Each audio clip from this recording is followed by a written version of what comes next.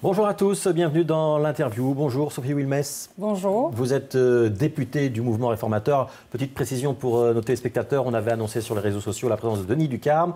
Denis Ducarme est retenu à la Chambre. Qu'est-ce qui se passe? On a pris un petit peu de retard ce matin. Il n'a pas pu se libérer comme prévu. Vous le remplacez au pied levé. Ben voilà, il est en commission aux hearings, comme on appelle ça, de Charles Michel. Vous savez qu'on a une opposition qui aime prendre le floor, qui aime prendre de l'importance dans les débats. Et donc je pense que tout ça prend un petit peu de temps. Ouais, et puis un petit peu de retard au démarrage, parce qu'il n'y avait pas le quorum. Ça veut dire que ça ne passionnait pas les foules au départ, l'audition de Charles Michel? Absolument pas. Il y avait des problèmes de trafic, donc quelques personnes ont été retenues, ça arrive. Ça sert à quoi d'auditionner un ministre si on ne peut pas le sanctionner derrière? Ce n'est pas du tout l'objectif. L'objectif, ce n'est pas de déterminer si personnellement le ministre peut ou ne peut pas faire partie du gouvernement. L'objectif, c'est qu'il expose en fait, dans le cadre de l'accord de gouvernement évidemment, sa vision à long terme. Parce qu'après, si vous voulez, on va avoir le débat budgétaire sur 2015 qui va concerner les chiffres 2015 et le débat 2015 en tant que tel.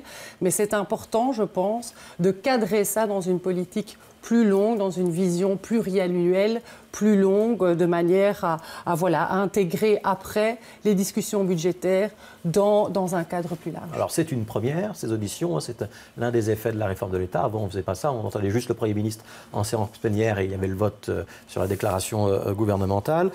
Vous dites on peut interroger le ministre sur la politique qu'il va mener pendant la législature, donc pendant les 5 ans à venir. Oui. On peut l'interroger sur autre chose ou pas? Non, alors c'est justement, en fait, il y a une confusion un petit peu parce qu'on entend et on compare, c'est pour ça qu'on l'appelle hearings d'ailleurs, avec le Parlement européen. Ce qui se passe exactement au Parlement européen, ce qui se fait au Parlement européen avant le vote de confiance et où c'est cette espèce d'un examen oral sur la capacité. Avec un vote de sanction voilà, de avec la un vote de sanction possible. Ouais. Alors ce n'est pas parce que ici la mesure est inspirée d'eux qu'elle est la même. Mais donc ça veut dire que Theo Franken ou Jan Jan Bon, sur lequel il y a eu beaucoup de polémiques au moment de l'installation du gouvernement, on ne va pas pouvoir, les députés d'opposition ne vont pas pouvoir leur poser des questions sur des déclarations antérieures à leur action gouvernementale? Non, non. Donc en fait, vraiment, là, les questions doivent rester cantonnées à l'accord de gouvernement et à la vision. Ça a marché. L'opposition va quand même poser des questions sur Theo Franken et Jan Jan Bon. L'opposition, vous l'avez vu comme moi, ne s'est pas privée de sortir à plusieurs reprises des schémas auxquels on est habitué. Moi, j'ai eu ma prestation de serment. C'était le 14 octobre, c'était le jour de la déclaration du Premier ministre, donc c'était relativement chahuté. Ça vous a surpris?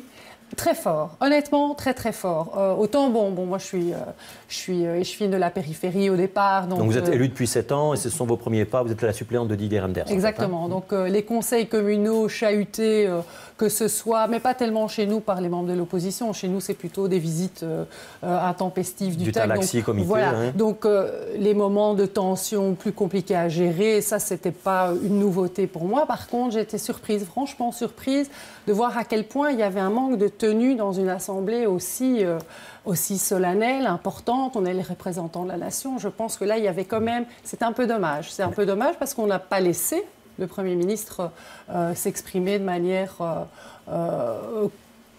complète, ou en tout cas on a essayé vraiment de déstabiliser par deux. Mais est-ce qu'il n'était pas légitime de poser des questions sur Theo Franken, Jan Jan Bon, des déclarations dans la presse qui étaient quand même...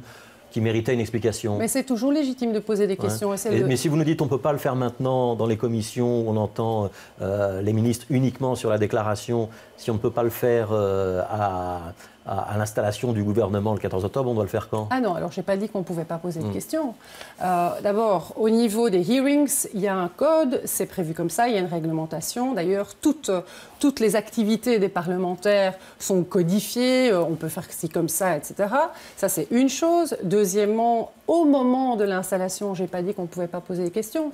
J'ai dit que c'était dommage, la forme. Ouais. Donc, et je l'ai vu d'ailleurs en commission finances, ou pour le hearing de M. Jamar, ou ce que vous appelez hearing, c'est audition. Voilà, l'audition, l'exposé, pardon, l'exposé sur le budget de M. Jamar, qui commence à répondre aux questions, et on l'interrompt, et pas une fois, et pas deux fois, etc. Et donc, c'est ça que je trouve dommage, parce qu'à ce moment-là, on ne s'écoute plus.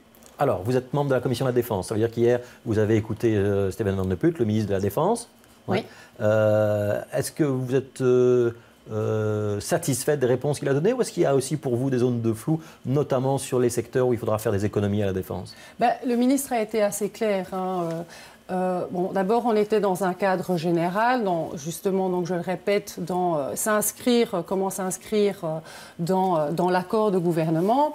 Et en fait, ce qui s'est passé, c'est qu'avant cet exposé, certains spécialistes, certaines personnes plus expertes dans la matière et des stakeholders se sont exprimés sur ce qu'ils pensaient que serait la traduction sur le terrain des économies qui sont annoncées. Oui, mais alors justement, le ministre n'a rien dit. Il n'a pas annoncé si on allait fermer certaines unités, certaines casernes. Avec raison.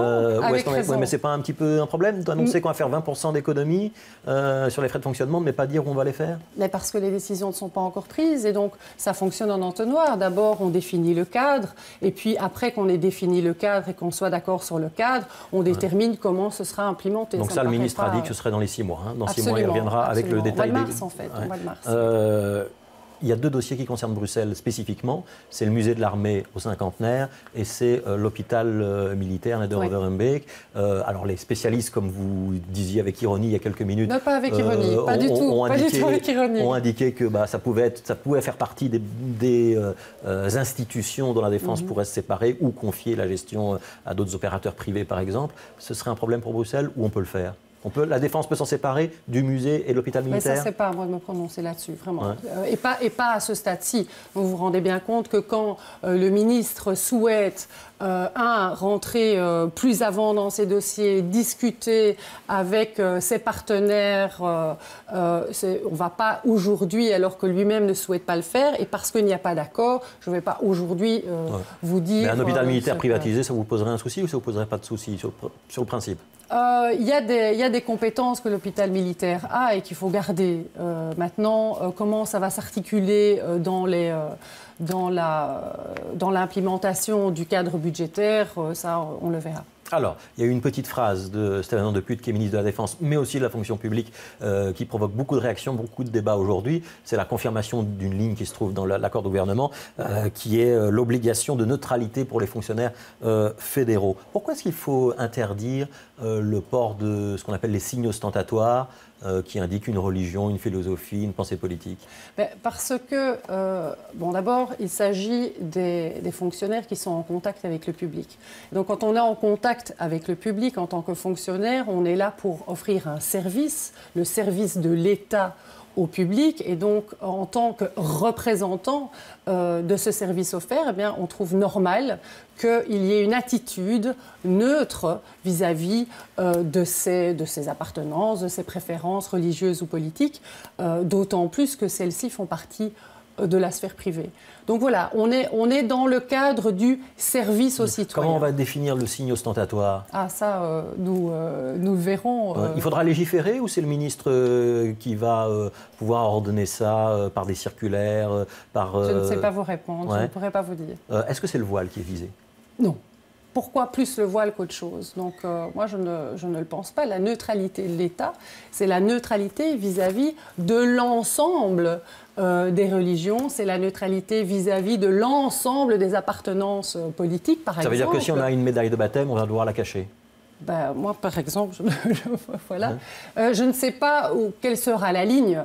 Ce qui compte, c'est le principe général qui est, je pense, vraiment important. Ouais, et donc même si on est une très bonne fonctionnaire, qu'on fait très bien son boulot au guichet, si on porte le voile, on va devoir aller à l'arrière dans les bureaux. On ne doit pas devoir aller à l'arrière dans les bureaux. Chacun doit faire ses choix de vie. Je pense sincèrement que quand on représente l'État, de manière... D'ailleurs, quand on représente l'État, quand on représente n'importe son entreprise, sa famille, peu importe, on a une attitude qui doit correspondre à celle exigée. Et l'État... moi, je pense que c'est très, très important, la neutralité de l'État. Ouais. Ça permet aussi aux citoyens de se sentir en confiance dans la manière avec laquelle il est traité. Ouais. On est dans un moment de crispation sur toutes les questions identitaires, la question de racisme. Ouais. On voit en France la poussée du Front National, on voit ici sur les réseaux sociaux la parole raciste qui se libère. Est-ce que vous avez une crainte qu'il y ait un débat xénophobe qui se développe en Belgique et que, par exemple, cette mesure sur la neutralité de l'État soit l'occasion de débats qui vont peut-être déraper un petit peu? Bon, alors, on ne peut pas, en tout cas, on ne peut pas empêcher les gens de s'exprimer. Moi, je pense que le pire, c'est de ne pas appréhender certaines matières parce qu'on a peur du débat derrière. Et ce n'est pas parce qu'on touche à certaines choses, comme la neutralité de l'État, que d'office, il y a une corrélation à faire avec le racisme, etc. Ça n'a rien à voir. Ça n'a rien à voir. Et je pense que c'est très important de faire cette distinction. Alors, il nous reste moins d'une minute. Vous êtes élu à Rode-Saint-Genèse. Je voudrais quand même vous demander ce que vous pensez de ce projet de méga-centre culturel qui s'installera à Heroesbroek, donc c'est pas très loin de chez vous. C'est quoi? C'est l'occupation de la périphérie pour rappeler qu'elle est bien flamande? Certaines personnes pourront le voir comme ça. Moi, je suis un petit peu surprise dans le cadre des contractions budgétaires qu'il y a partout, qu'on investisse de nouveau dans un centre comme celui-là, parce qu'il faut le rappeler, il y a déjà 6 centres communautaires dans la périphérie, des centres qui fonctionnent très bien, qui coûtent déjà énormément d'argent. C'est pas compliqué d'être avec la NVA au fédéral et de se retrouver dans la périphérie, parfois en but à des tracasseries linguistiques ou à des politiques qui sont des politiques d'occupation de terrain, pour le dire comme ça? Écoutez, au niveau fédéral, c'est clair, hein, le gouvernement opte, et c'est la majorité qui est en place, opte pour la stabilité de l'État et non au communautaire. On est là maintenant, et c'est ce que nous demandent aussi les citoyens, et avec raison, stabiliser le pays, augmenter, relancer la machine économique. Donc toutes les questions communautaires sont sur le côté. Je vois bien que certains partis au Parlement, à chaque fois qu'il y a une occasion, essayent de rajouter du communautaire là où il n'y en a pas, et donc il faut être très attentif à ça. Sophie Ouimas, merci. Oui, vous direz à Denis Lucarne qui peut venir dès que son linge à lave s'est libéré. Absolument, absolument. Merci d'avoir suivi l'interview. Tout de suite, c'est la météo avec Patrick Vermeer. Bon après-midi à tous.